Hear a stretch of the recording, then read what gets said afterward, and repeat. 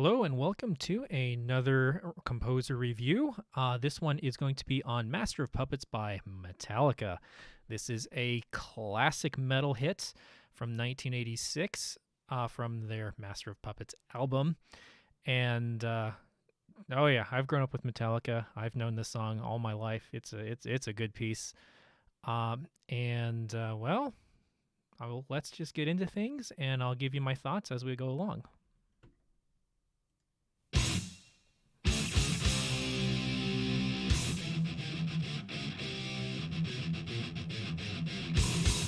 All right, so right off the bat, couple things. That is a hook. If that's not a hook, I don't know what is. Just poof, right out of the gates. Poof, poof, poof, poof, right.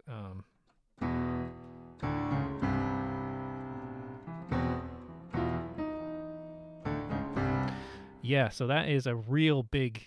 I mean, that just slaps you across the face immediately. And that's one heavy lick, isn't it? And I also really like the guitar sound. It is very crunchy. It is very just full and aggressive. It's very heavy. I love the guitars in here. It's the timbre of the guitars I can resonate with. I really enjoy the sound of them. But let's keep going.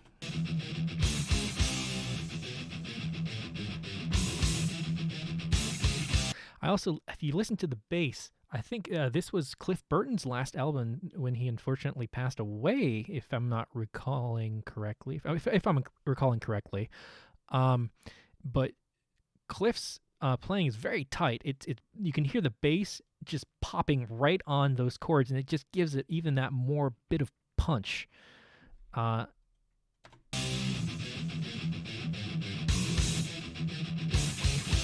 you hear that? And so we have I didn't count. I think we had 4 or 5. So how many times does this riff play? Count it. There's 1.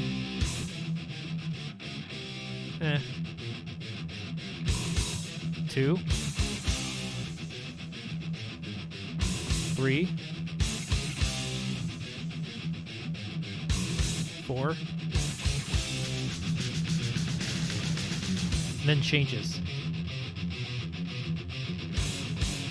2. 3.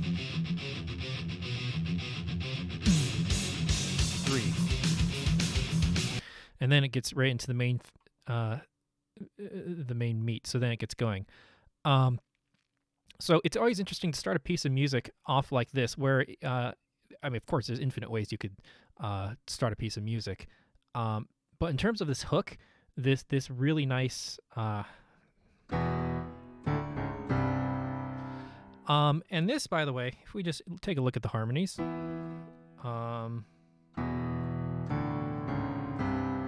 and if we do just bear with me on the analysis a little bit. So if we fill out the harmonies, I mean, of course, these are all power chords, and we're omitting the third, right? So we don't have this. But if we're gonna pull hairs here, we're really in E minor.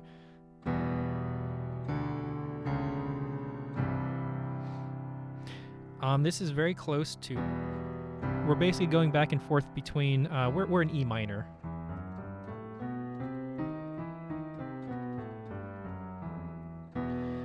Which of course makes sense. I mean, guitar's attuned to E, so it kind of makes sense that you'd be in E. So let's see what we're doing here. So we're basically going back and forth between the 1 chord in E minor, 1, and then the 6th chord, which is just 1 note difference, right?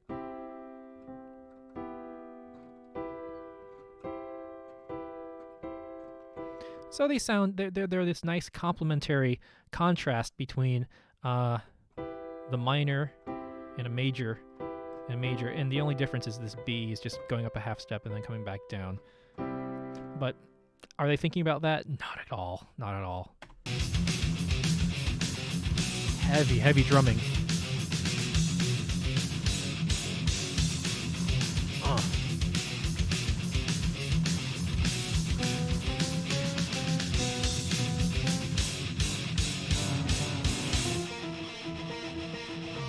And and then we get into the chugging section, and then James comes in. So by the way, that's a tritone. Tritones are kind of the they stand out very well in music. They're very hard to sing. They've almost become a cliche in like rock and metal music at this point. But this is nothing new because they were used all the time in the very plain and simple back in the late Romantic era of music. So, well, the Romantic era of music. So we're talking like the 19th century with composers like Franz Liszt. Franz Liszt was just like obsessed with the tritone. Who else? Gosh, I'm forgetting so many. It'll come to me. But Franz Liszt, I just immediately the one that comes off. By the way, if you like heavy metal music, you gotta check out the music of Franz Liszt. Oh man, I gotta do a video of his Chardas Macabre.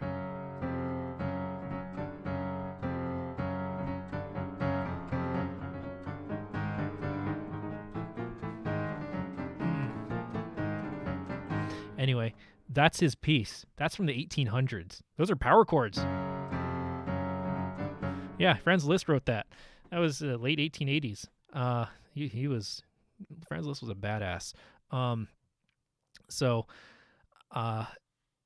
Anyway, where was I going with this? So the tritone has a lot of dissonance to it. It has a lot of anxiety, has a lot of tension because tritones naturally want to resolve. They're a half step away from resolving.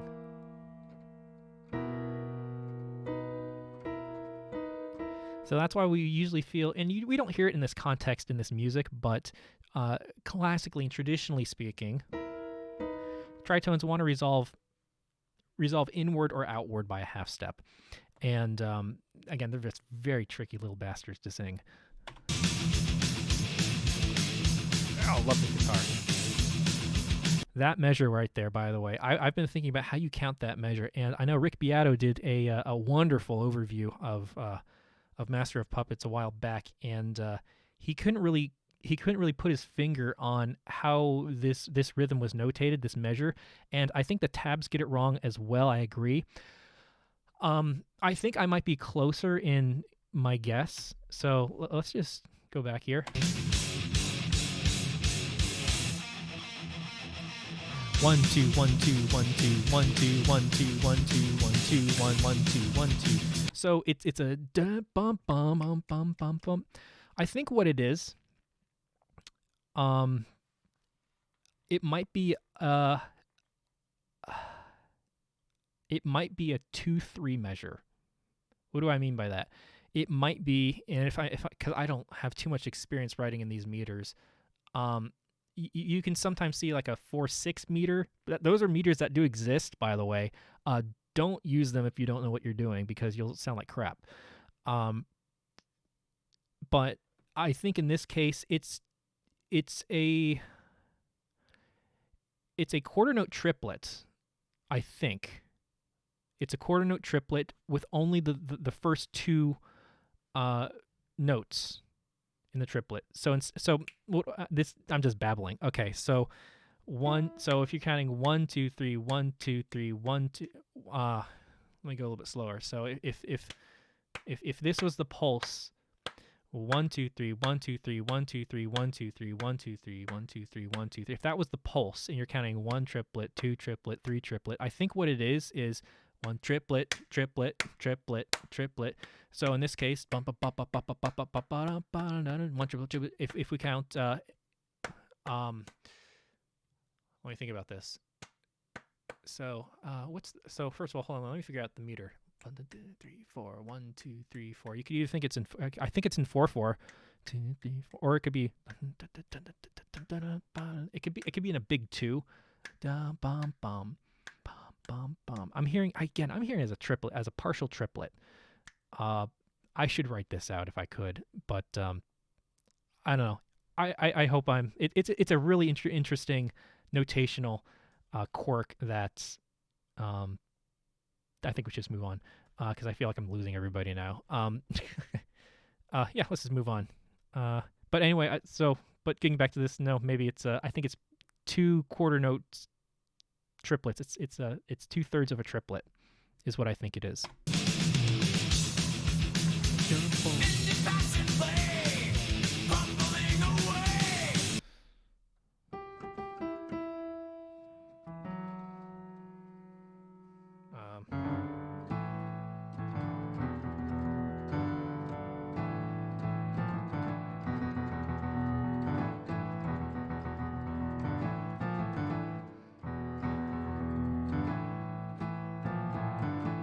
So this is kind of borrowing a little bit of Locrian. Interesting, huh?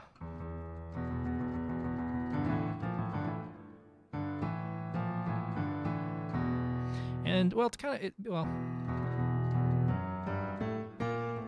so in Locrian, the most abused and misunderstood of the modes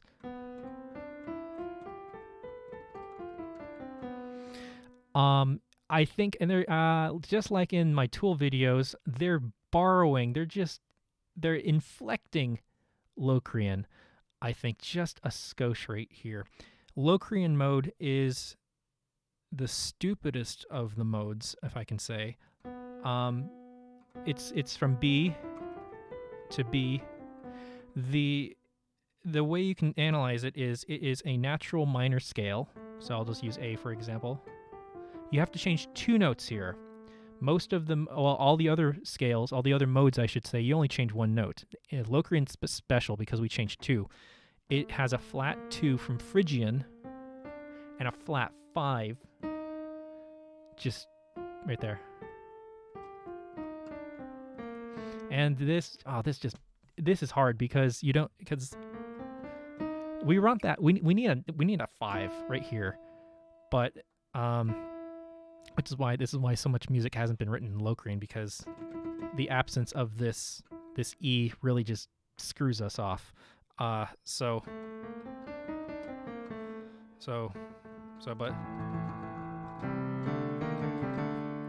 they're just stepping inside of Locrian. You can also think of this. You could another way of looking at this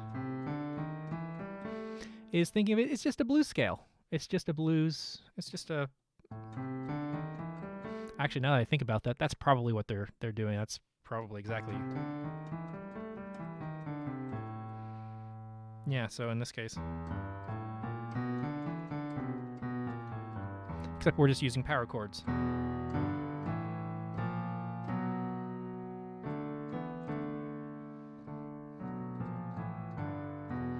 Actually, I'm convinced now. Huh, I changed my mind. No, we're not in Locrian at all. We are in totally...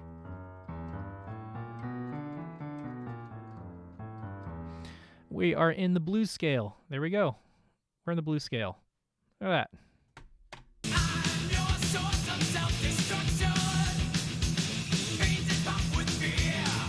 Sucking darkest clear. Leaning on your death construction. Taste me, you will see. Love those stabs, right? So this is something Metallica does in a lot of their music. So there'll be an E. And then they'll have a section where they go into F sharp. For example, Enter Sandman does this too, amongst many other of their pieces.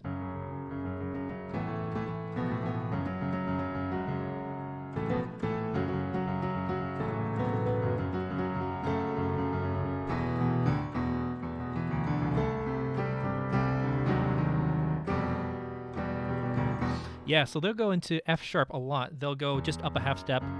And what this does is this kind of elevates the music to a new level. Since you're raising, you're just going up by a whole step, right?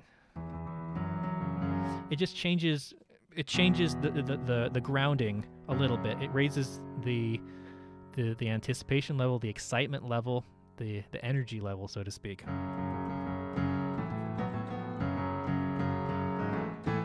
So, and then they come back down to E. So that's something they do. That's just kind of like a trademark of Metallica. I don't know too many other bands that do that. Maybe Pantera a little bit, but this is totally a Metallica thing. They do this in a lot of their music.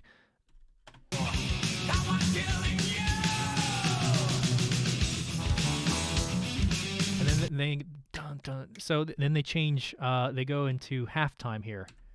So 1, 2, 3, 4. 1, 2, 3, 4. 1, 2, 3, 4. 1, 2, 3, 4. 1, 2, 3. 1, 2, 1, 2, 1, 2. So the same pulse is still there, right? You're still having dum bum bum bum bum, but Lars accents the macro beats, the larger beat units, and it gives a heavier, a weightier rhythmic drive. So instead of bum chink, so instead of strong beat, weak beat, strong beat, weak beat, you now have strong bum bum bum. So you're not thinking 1 2 1. You're not thinking 1 2 3 4 1 2 3 4. Think 1 2 2. And this is really a nice trick that a lot of really good music uses, that builds excitement, because there's no theory about this. It hasn't really, to my knowledge, really been written about too much. I wish it was, so I could learn a lot more about this. But this is just a really nice rhythmic device that you can take advantage of. It is so thrilling, and it's just so juicy. Isn't it good? Yeah, let's listen to that again. 1 2 3 4 1 2 3 4 1 2 3 4 1 triplet 1 2 3 4 1 triplet 1 3 4 1 2 3 4 1 2 3 4 1 2 1 2 1 2 1 2 1.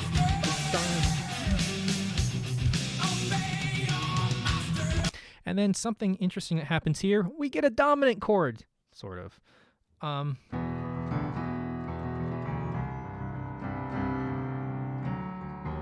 We get a leading tone. Well, I'm excited. We get a leading tone. That's part of the dominant. So if I was going to fill out the harmony here, come crawling faster.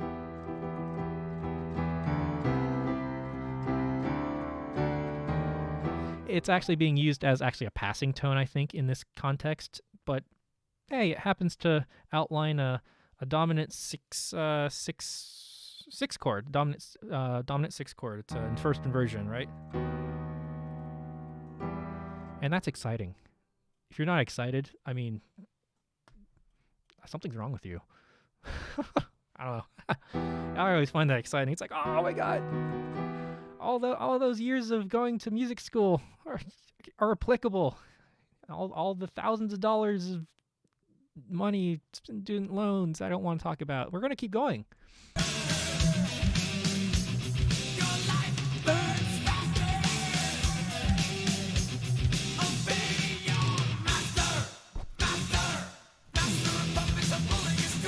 And then right here, Rick Beato is absolutely correct. He's we go into Phrygian again, just stepping inside of Phrygian a little bit. It's not my favorite use of Phrygian, to be completely honest. I don't think it's the right chord at this moment. I've always had a problem with this. It's like, I wish they'd choose, like I don't know. Or something. I don't know. Master. They choose something else. I don't think this... I mean...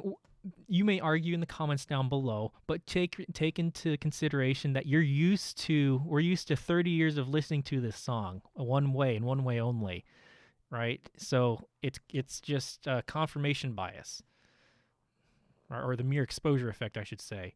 It's just we're since we've been listening to it the same way all the time, anything that's different or that deviates from the actual original recording will seem wrong to us. Where I think we should at least approach it with an open mind and think, well, I'm just being hypocritical here, like just really super critical. Not hypocritical, super critical. Yeah, super critical. Just being pedantic. I mean, does it lessen the value of the song? No, not at all. Not at all. But I'm just quibbling here. Let's keep going.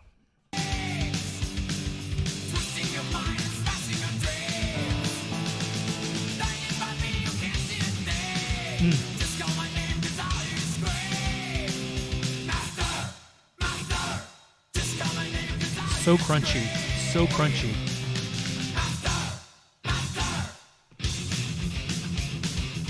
And then we're back. We go back into the verse. So let's go into some of this harmony. Blinded by me. What is it? So we can fill out the harmony. Probably. Let me see here.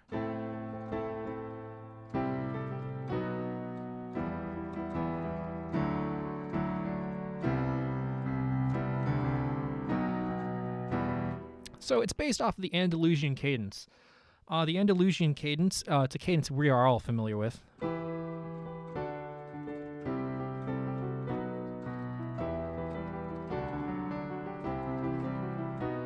It's the Greensleeves melody, if you like. This cadence, or this, it's called a cadence. I don't know why it's called a cadence. I didn't name it. It's not a cadence. It's just a chord progression. Metallica loves using the Andalusian cadence all the time, in various ways. And Nothing Else Matters, for example, springs to mind. This piece for sure, Master of Puppets for sure, amongst others. But why am I bringing this up? Well, I don't remember why I'm bringing this up. But yeah,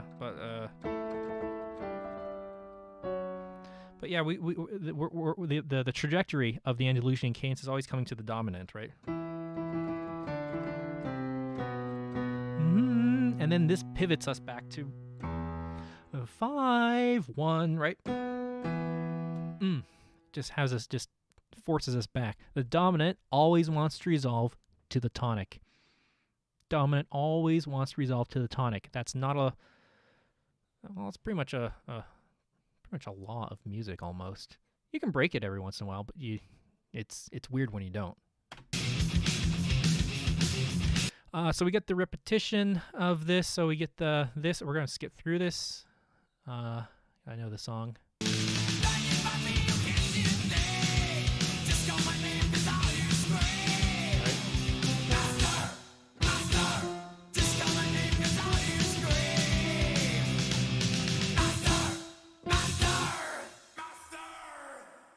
And then bridge.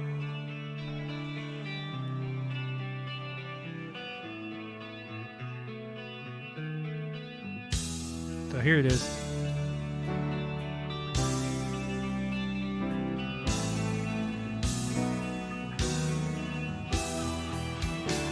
This is the Andalusian cadence completely.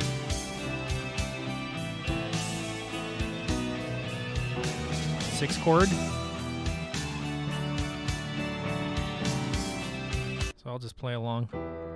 Actually, I'll have to turn down the music just so you can hear me a little bit more. I'll play along with them.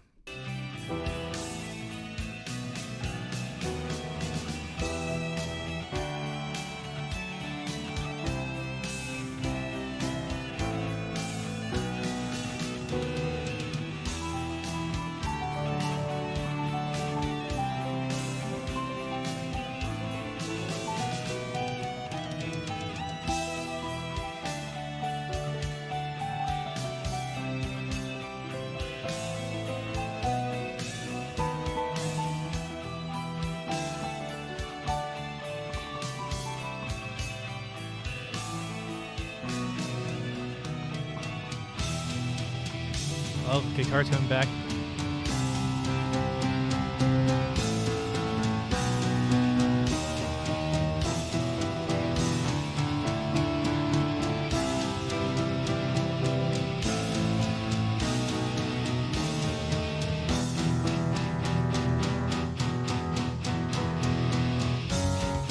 Back to F sharp. And it's interesting because F sharp almost functions, and I am very wrong in saying this, but I'm going to say it anyway. It functions as a dominant. It psychologically, I think, functions because there's tension in here. We've already been set up twice. right? Face me, you will see.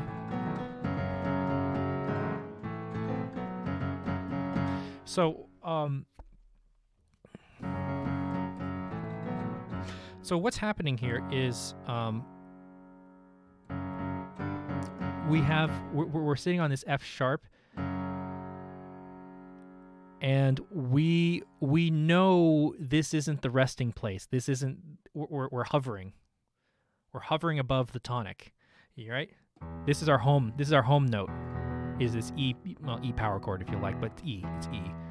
The B, by the way, in a power chord just makes.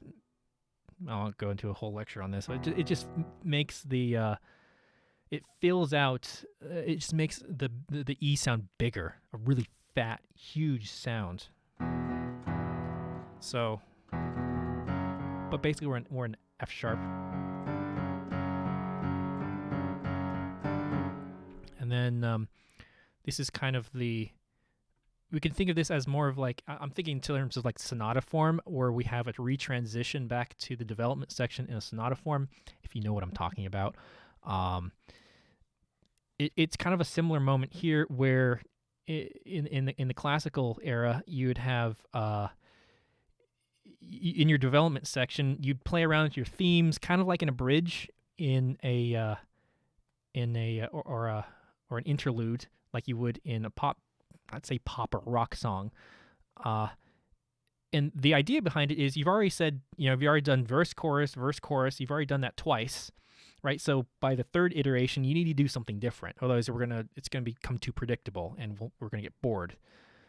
So a lot of times musicians or bands will think, okay, well, we need to have a guitar solo.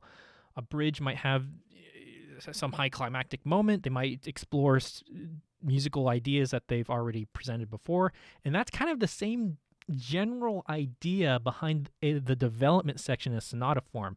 It's the ideas are the same, and near the end of a development section of sonata form, composers need to somehow get back to so-called the beginning of the piece, and they do that through really interesting trickery. They basically need to land on a dominant chord.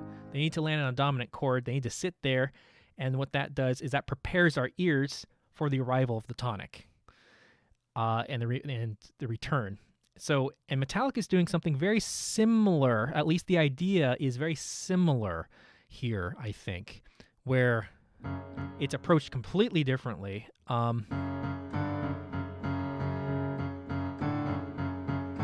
Master. You feel a sense of it's going to rise. Master, where's the dreams that I've been after? Master, promised only lies.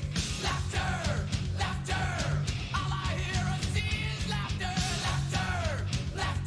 I also like the little bit of imitation that's happening here. Laughter. You kind of have the guitars kind of a call and response. That's what's called imitation. It's kind of like a call and response. I say something, you say something. Laughter. That's kind of what the guitars are saying. They're repeating back. It's a call and response basically. It's really cool. Laughing at my cries.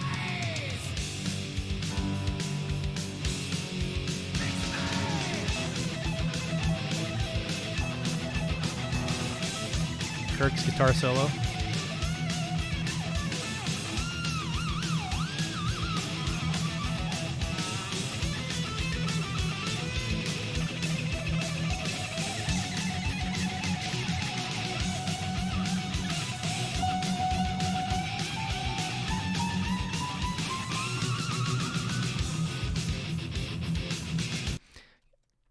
Completely honest, not my favorite guitar solo by Kirk. It's good. It's very extroverted. I think it's definitely appropriate. It's not mine though. It's not my favorite. If I can be completely honest, I'd give it a good B, good solid B. Kurt can do better, and he has done better. He's done better in the past. He's done better in the future. But no, he can't be an A student every day. So, but Dum, bum, bum, bum. Got Phrygian.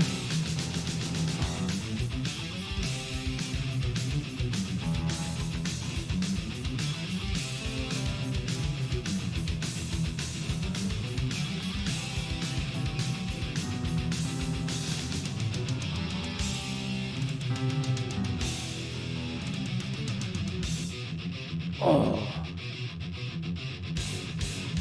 So this is great. So this is I like to think of this as the bass drop moment in like EDM music or like the recapitulation returning in a sonata form, or even like if you listen to Steve Reich, this is maybe people don't feel the same about this, but I certainly had a revelation listening to Steve Reich. If you go listen to Piano Phase by Steve Reich, there's going to be a moment. I don't want to go on too much of a tangent here, but what I'm trying to get at is there's a moment where you have this like, oh, we're home moment. That's kind of what I'm trying to get at, is the arrival of home. I spoke about that in a couple of my Tool videos, and how Tool really prolongates that arrival of the beginning, or the familiar material, and you want to really extend that out. And if you really do it right, the arrival of the introduction is so satisfying. It is just the best. So, and this, I think in Metallica right here, this is like that bass drop moment, or like the what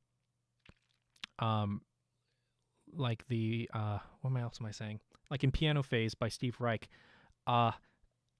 Again, I won't spend too much time, but if you go and listen to Piano Phase, it's a really annoying piece for the first 3 minutes, but you need to let yourself go, because what's happening in Piano Phase, it's just a general overview, is two pianos are playing like one melody, one thing over and over and over and over and over again, and then it shifts just by one note, and then it shifts a little bit more. It shifts, and then when it comes back to a full cycle about 10 minutes in, you feel this sense of grounding and this like, we're home.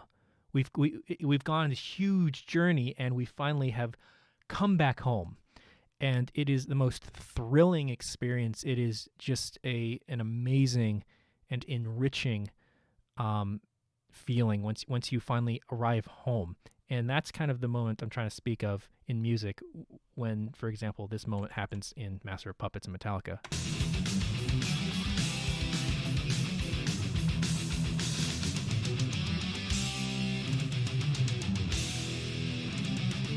Right here. We're home.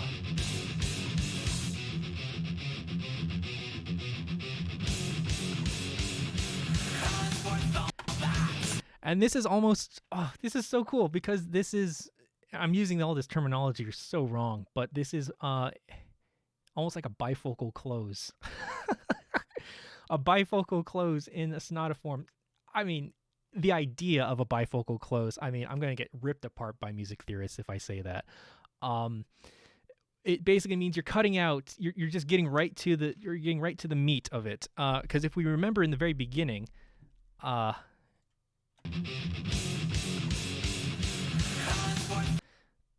there's a little bit of a guitar interlude happening.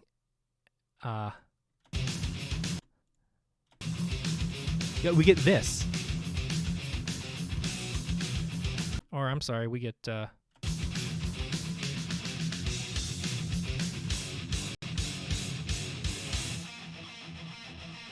So it's the very beginning. So we're missing this. So we're missing all this introductory material. But when we get to the very end, they just cut all that out, and they get right to James again. And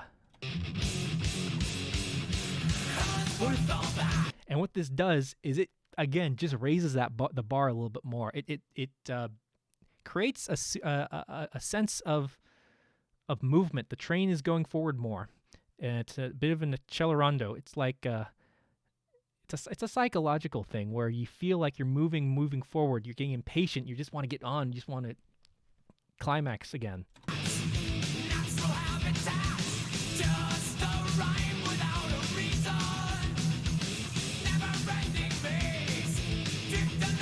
Also, the lyrics have changed. At the very beginning, well, I take that back. When the chorus comes, on F sharp, James will change the lyrics, and again, that builds the intensity even more because it's new, it's different. We're more sensitive to differentness, or at least the changes within.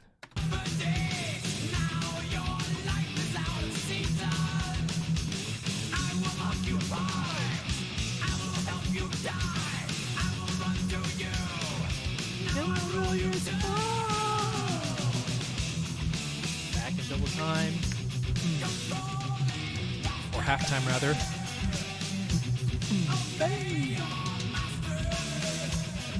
Yeah, so this is great. And then, not to get Metallica so mad at me, master. We all know the song, right? Let's just get right to the very end of it.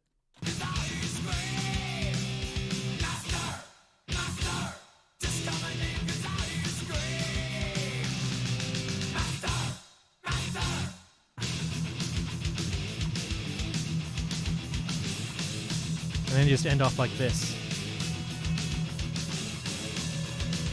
Introductory material. Same method we started.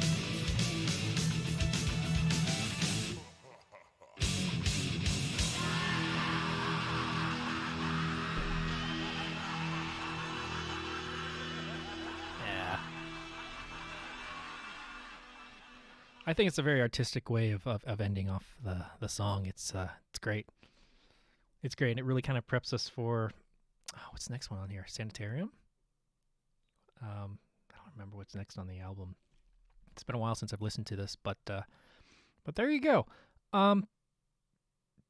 Those are my thoughts, though. Love this song. It's just a really great piece of music, honestly, and it also shows, how good Metallica is.